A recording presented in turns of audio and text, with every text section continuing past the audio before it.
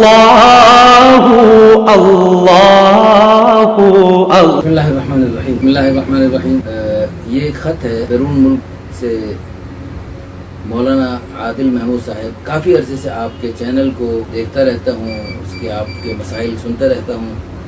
ایک شرمناک مسئلہ آپ سے بیان کرنا چاہتا ہوں اور آپ سے اس کا جواب لینا چاہتا ہوں. 10 سال سے انگلینڈ میں ہوں, بیوی بچوں سے جدا رہتا ہوں. یہاں کے آزاد ماحول میں اکیلے رہنا بہت مشکل ہے. بیوی سے بعض مرتبہ باتیں کرنی پڑتی ہیں اور باتیں کرتے کرتے کچھ ایسا محسوس ہوتا ہے کہ وضو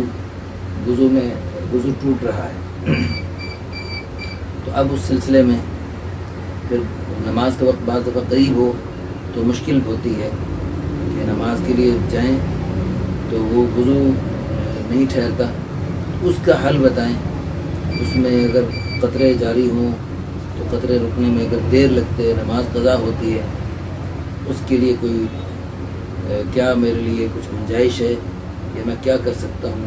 اس سلسلے میں میری ضرور رہنمائی فرمائیں. میں بہت ہی اس سلسلے میں پریشان ہوں. نماز میری ضائع ہونے کا خطرہ ہے. بعض دفعہ جماعت رہ جاتی ہے, بعض دفعہ نماز تک قضا ہو جاتی ہے. اس سلسلے میں ضرور میری الحمدللہ اللہ تعالیٰ کا ہم شکر ادا کرتے ہیں کہ ملک بھر سے بلکہ دنیا بھر سے لوگ ہمارے اس چینل کو دیکھ کر الحمدللہ دینی دنیاوی اعتبار سے بہت فوائد پا رہے ہیں. ابھی پرسوں ہی ایک صاحب نے جو ان کا کاروبار انگلینڈ میں, چائنا میں اور پاکستان میں مختلف جگہوں میں ان کا کام پھیلا ہوا, انہوں نے وہ بھی کافی عرصے سے ہمارے چینل کو دیکھتے رہتے ہیں اور بہت ساری ہماری باتیں جو انہوں نے سن کر یاد کر رکھی تھیں مجھے سنائیں تو مجھے الحمدللہ بہت خوشی ہوئی. امید ہے اللہ تعالیٰ کی ذات عالی سے جو لوگ بھی ان باتوں کو پڑھ کر سن کر استفادہ کرتے ہیں اور ان پہ عمل کرتے ہیں الحمدللہ ثم الحمدللہ تو ہمارے لیے صدقہ جاریہ ہوگا. صرف ہمارے لیے جو ہمارے معاونین ہیں کسی بھی اعتبار سے ہمارے ساتھ تعاون کرتے ہیں, جو ہماری ویڈیوز کو آگے پھیلاتے ہیں, یہ بھی ان کا تعاون ہے. ان سب کے لیے عظیم الشان صدقہ جاریہ آخرت کا ذخیرہ اور بلندی درجات کا ذریعہ ہو. تو یہ ایک بڑا اہم مسئلہ ہے جو بیان کرنے لگا ہوں. اس سلسلے میں آپ سے گزارش ہے کہ اس مسئلے کو دھیان سے سن لیجئے اور اس کو زیادہ سے زیادہ پھیلائیے. بہت سارے لوگ آج کل اس مسئلے میں پریشانی کا شکار ہوتے ہیں. آج سے تقریباً 30 سال قبل ایک فوجی افسر کو میں نے جب یہ مسئلہ اور یہ اس کا حل بتایا تو اس کے بعد وہ کئی مرتبہ ملے مجھے. تبلیغی جماعت سے تعلق ہے ان کا. کئی دفعہ مجھے ملے وہ اور انہوں نے مجھے میرا بہت بہت شکریہ ادا کیا, کیونکہ جو نمازی آدمی ہوتا ہے اس کو پتہ ہے تھوڑا سا بھی قطرہ, چاہے مکھی کے سر جتنا بھی قطرہ نکل گیا تو نماز تو ٹوٹ گئی. اب بندہ کیا کرے, تو اس سے بچنے کی کیا صورت اختیار کرے. اور اسی طرح بعض لوگوں کو پیشاب کے قطرے آتے ہیں تو پیشاب کے قطروں کا بھی یہی مسئلہ ہے, اور مزی وغیرہ کے جو قطرے آتے ہیں ان کے لیے بھی یہی مسئلہ ہے. اول تو یعنی جو پیشاب والے ہیں, پیشاب کے قطروں کے مسئلے کا شکار جو لوگ ہیں, ان کے لیے گزارش یہ ہے کہ وہ کچھ دیر پہلے فراغت حاصل کر لیں. بالکل عین نماز کے وقت میں وہ فراغت نہ کریں, کچھ دیر پہلے وہ فراغت حاصل کر لیں تاکہ عین نماز کے وقت میں اگر وہ کریں گے تو خدا نخواستہ قطرے اگر ٹپکتے ہیں واقعی صرف وہم نہیں ہے تو پھر ان کو نماز میں مشکل پیش آئے گی اور ان کی نماز ان کو دہرانے بھی پڑ سکتی ہے. دوسری صورت یہ ہے کہ اگر وہ قطرے ہیں دوسرے تو ان کے لیے بھی حل مختلف ہیں. سب سے پہلی بات تو یہ ہے اپنے خیالات کو پاکیزہ رکھیں, اپنی نظروں کی حفاظت کریں. اپنے آج کل یہ موبائل میں بےہودہ قسم کی چیزیں آتی ہیں, ان سے پوری قوت کے ساتھ نفس و شیطان کا مقابلہ کرتے ہوئے ان سے اجتناب کریں, ان سے احتیاط کریں, ان سے بچنے کی بھرپور کوشش کریں.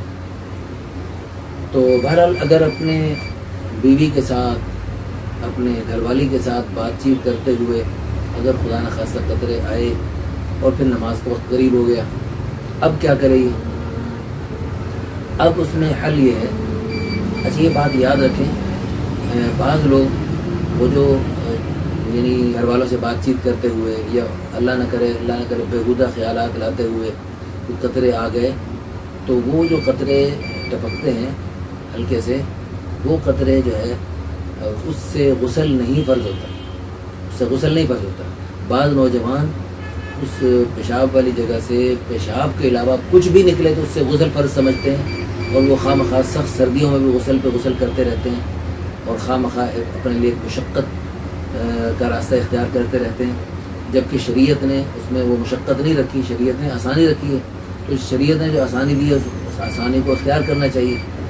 تو اس لیے اب کیا کریں، وہ نظروں کی بھرپور حفاظت کریں اور اپنے دل دماغ کو، خیالات کو پاکیزہ رکھیں، تاکہ خدا نخواستہ اس قسم کے خیالات نماز کے اندر بھی آنے سے نماز کے ضائع ہونے کا یا نماز کے خراب ہونے کا خطرہ ہوتا ہے، اس لیے اس میں بہت ہی احتیاط کی ہے۔ باقی ایک ٹوٹکا سا بتا رہا ہوں، یہ ہم نے فقہ کی کتاب ہے منیت المصلی، یہ عام مدارس میں نہیں پڑھائی جاتی، وفاق المدارس کے نصاب میں شامل نہیں ہے، یہ ہے ریون کی شاخوں میں جتنی کتابیں ہیں، جتنے مدرسے ہیں ریون میں، اور ریون کی شاخوں کے جتنے مدرسے ہیں ان سب میں یہ کتاب پڑھائی جاتی ہے منیت المصلی۔ تو اس میں یعنی نمازی کی آرزو، نمازی کے لیے ایک بہترین تحفہ ہے وہ کتاب۔ جو بندہ بھی نمازیں پڑھنا چاہتا ہے، اور ہر مسلمان نماز پڑھنا چاہتا ہے، تو اس کے لیے وہ کتاب بہترین تحفہ ہے۔ حضرت مفتی زین العابدین رحمہ اللہ اسی کتاب کی شرح سے نماز کے مسائل بتایا کرتے۔ تو اس کتاب میں ایک مسئلہ لکھا ہے، اگر کسی بندے کے قطرے وغیرہ کا مسئلہ ہو تو وہ روئی لے کر، اس روئی کی چھوٹی سی بتی بنا کر اس کو وہ پیشاب کی جگہ میں داخل، تو اس میں یعنی استنجا وغیرہ کر کے اور اس جگہ کو خشک کر کے چھوٹی سی ایسے بتی بنا کر، آج کل روئی سے بھی زیادہ آسان یہ ٹیشو پیپر ہے، یہ ٹیشو پیپر کا یہ تھوڑا سا ایسی بتی بنانی ہے، تھوڑا سا ایسے بتی، اس طرح ایک بتی بنا کر چھوٹی سی، اس بتی کو پیشاب کی جگہ میں، پیشاب کی نالی میں داخل کر لیا جائے۔ اگلی دفعہ جب پیشاب کرے، اس میں پریشان ہونے کی، گھبرانے کی ضرورت نہیں، یہ بتی اندر چلے گی تو پتہ نہیں کیا ہوگا، یہ اندر کہیں بھی نہیں جاتی۔ اگلی دفعہ جب آپ پیشاب کریں گے تو یہ بتی باہر نکل آئے گی اور انشاءاللہ کوئی مسئلہ، کوئی پریشانی نہیں ہوگی۔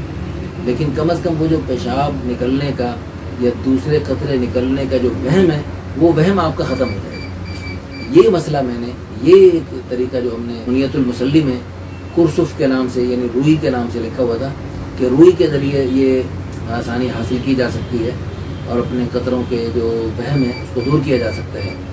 تو روئی سے بہتر، روئی بھی استعمال کر کے دیکھ لی جائے، لیکن روئی سے بہتر یہ ٹیشو پیپر ہے، اس کو اگر استعمال کر لیا جائے تو انشاءاللہ، اور اچھی طرح اندر داخل کر لیا جائے جی، تو پھر انشاءاللہ آپ کو نماز کے دوران کوئی وہم اور کوئی پریشانی نہیں ہوگی، آپ تسلی سے نماز پڑھ۔ تو بہرحال یہ اس کا یہ ٹوٹکا ہے اور یہ بات کا حل ہے، لیکن اصل حل یہ ہے اپنے خیالات کو پاکیزہ رکھا جائے اور اپنے ادھر ادھر کی چیزوں کو دیکھنے سے، سوچنے سے، اس سے پرہیز کیا جائے، تاکہ نماز کے دوران اگر خدا نخواستہ نماز کے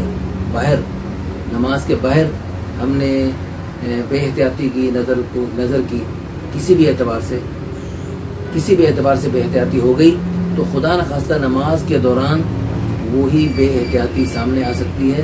بعض شیاطین اسپیشل ہیں جو نماز کے دوران وسوسے ڈالتے ہیں، اس لیے ان شیاطین کے وسوسوں سے بچنے کے لیے نماز کے باہر اپنی زندگی، نماز کے باہر کے جو اوقات ہیں ان کو پاکیزہ رکھنا، اور اپنی خلوتوں کو بھی پاکیزہ رکھنا، اور اپنی تنہائیوں کو بھی اللہ تعالیٰ کے خوف اور اللہ تعالیٰ کی خشیت سے بھرپور رکھنا، اور اس وقت میں بھی تنہائی میں، خلوت میں بھی یہ سوچنا اب اس وقت میں اکیلا ہوں لیکن میرے ساتھ اللہ ہے۔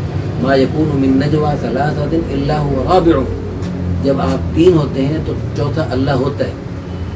ما یکون من نجوى ثلاثة الا هو رابعهم ولا 5 الا هو سادسهم، ما یکون من نجوى ثلاثة الا رابعهم ولا 5 الا هو سادسهم، تو جب ہم 3 ہوتے ہیں تو چوتھا ہمارے ساتھ اللہ ہوتا ہے، یہ 5 ہے تو چھٹا اللہ ہوتا ہے. تو اس لیے تو ہر وقت وَهُوَ مَعَكُمْ أَيْنَمَا كُنْتُمْ، آپ جہاں کہیں بھی ہیں اللہ تمہارے ساتھ. اقرب الیہ من حبل الورید، وہ ہماری شارک سے بھی زیادہ قریب ہے. علیم بذات الصدور، وہ سینے کے رازوں کو جانتا ہے. اس وقت جو سینے میں آپ کے خیالات اٹھ رہے ہیں، اللہ کی قسم وہ خیالات اللہ کے بالکل سامنے عیاں ہیں، ظاہر ہیں. تو ایسے خیالات جو ہم دنیا کے کسی بڑے کے سامنے یعنی ان خیالات کو ظاہر، اگر وہ ہمارے خیالات ظاہر ہو جائیں تو ہمیں کتنی شرمندگی ہو. تو دنیا کا بڑا کی کیا بڑائی ہے، اللہ اکبر ہمارے یعنی ہمارے کتنی بڑی شان والے، کتنی بڑی عظمت والے، کتنے ہمارے بڑے محسن اور کتنی بڑی پکڑ والے اور کتنی بڑی طاقت والے اللہ رب العزت، وہ میرے ان خیالات سے اگر مطلع ہو جائیں تو اللہ تعالیٰ کے سامنے میں کس منہ سے پیش ہوں گا. تو اس لیے ہر وقت اپنی خلوتوں کو بھی پاکیزہ رکھنا، اپنی جلوتوں کو بھی یعنی پاکیزہ رکھنا. اللہ کے پیارے حبیب صلی اللہ علیہ وسلم کی دعا ہے، یا اللہ میرے اندر میرے باطن کو میرے ظاہر سے بھی زیادہ خوبصورت بنا دے. ظاہر میں ماشاءاللہ داڑھی پگڑی اور ماشاءاللہ اچھے سنت کے لباس، اور ظاہری طور پر ماشاءاللہ مسلمان گھرانوں میں ظاہری طور پہ پردہ ہے، حیا ہے، ظاہری طور پہ ماشاءاللہ برقع ہے، حجاب ہے، لیکن اندر خیالات کیا ہیں وہ اللہ بہتر جانتے ہیں. تو اللہ تعالیٰ سے معاملہ ہے، لوگوں دنیا والوں سے معاملہ نہیں ہے. تو اللہ تعالیٰ سے معاملہ ہمارا بہتر رہے، اس کی ہم سب ہر وقت کوشش کریں. اللہ تعالیٰ ہم سب کو تقوی نصیب فرمائے، ہر وقت اپنی ذات عالی کا خوف نصیب فرمائے. فرمایا وَأَمَّا مَنْ خَافَ مَقَامَ رَبِّهِ، اپنے رب کے سامنے پیشی سے ڈر گیا. وَنَهَى النَّفْسَ عَنِ الْهَوَىٰ، اور اپنے نفس کو خواہشات سے روک لیا. فَإِنَّ الْجَنَّةَ هِيَ الْمَأْوَىٰ، تو جنت اس کا ٹھکانہ بن گئی. اللہ تعالیٰ ہم سب کو خوف اور تقوی اور اللہ کے سامنے پیشی کے خوف سے ہر وقت شیطان ہمیں ہر انسان کو ہر وقت شیطان اور نفس برگلانے میں لگے. تو اللہ پاک جب بھی شیطان نفس ہمیں برگلائیں، اللہ پاک ہماری مدد فرمائیں، اللہ پاک ہماری نصرت فرمائیں. اللہ پاک ان بڑے دشمنوں کے شر سے اللہ ہم سب کی حفاظت فرمائیں. اور میں اور آپ کس باغ کی مولی ہیں، ہماری کیا حیثیت، کیا اوقات ہے.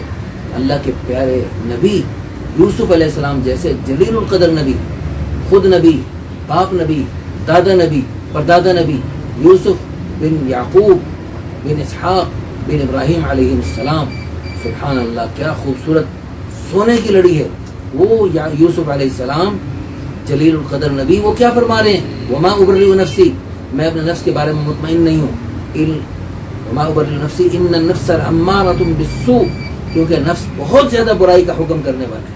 الا ما رحم ربی، ہاں اگر میرے رب رحم کرے گا تو میں گناہوں سے بچ سکتا ہوں، ورنہ مجھے شدید خطرہ ہے. اللہ تعالی ہم سب کو بچائے. ابراہیم علیہ السلام جیسے جلیل القدر نبی، موحد نبی، توحید اعلیٰ درجے کی ان کی تھی، اس کے باوجود اللہ سے دعا کر رہے ہیں وَجُنُبْنِي وَبَنِيَّ أَن نَعْبُدَ الْأَصْنَامَ، یا اللہ مجھے اور میرے بچوں کو بتوں کی پوجا سے بچانا، شرک سے بچانا. کتنی بڑی بات ہے. اتنا جلیل القدر نبی، اتنا موحد نبی، وہ توحید کے لیے اور شرک سے بچنے کے لیے اپنی دعائیں کر رہے. تو ہمیں بھی ہر گناہ سے بچنے کی فکر اور دعائیں کرنی چاہیے، اور جو ہے نیکی اور تقوی کے مطابق اپنی زندگی بسر کرنے کی نیت کریں، کوشش فرمائیں. اللہ ہم سب کو عمل کرنے کی توفیق عطا فرمائے. آمین ثم آمین. وآخر دعوانا ان الحمد للہ رب العالمین. اللہ اللہ